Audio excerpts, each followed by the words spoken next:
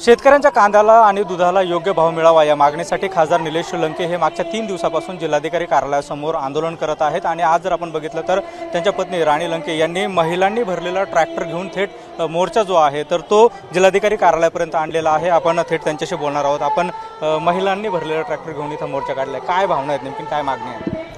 आज आमच्या आंदोलनाचा 3रा दिवस आहे। जोपर्यंत सरकार आमच्या शेतकऱ्यांच्या मागण्या पूर्ण करत नाही तोपर्यंत हे आंदोलन असं चालू राहील। आणि आज हजारो संख्येने या ठिकाणी ट्रॅक्टर शेतकरी बांधव या ठिकाणी घेऊन आले आहेत। आणि मी सुद्धा स्वतः एक महिला असून सर्व आमच्या महिला भगिनी या ठिकाणी मी स्वतः ट्रॅक्टरमध्ये घेऊन आले। आणि हे आंदोलन अजून आज तर शांत स्थितीने चाललेलं आहे, पण अजून जर आज काही झालं नाही तोडगा निघाला नाही तर आम्ही हे आंदोलन अजून तीव्रतेचं होईल आणि उद्या जर चक्का जाम होईल हे आंदोलन। आणि असंच पुढे हे आंदोलन चालू राहील जोपर्यंत आमच्या शेतकऱ्यांच्या मागण्या पूर्ण होत नाही तोपर्यंत। एकंदरीत जर बघितलं तर शेतकऱ्यांच्या मागण्या जोपर्यंत पूर्ण होत नाही तोपर्यंत हे आंदोलन असं सुरू राहील अशी भूमिका राणी लंके यांनी व्यक्त केलेली आहे।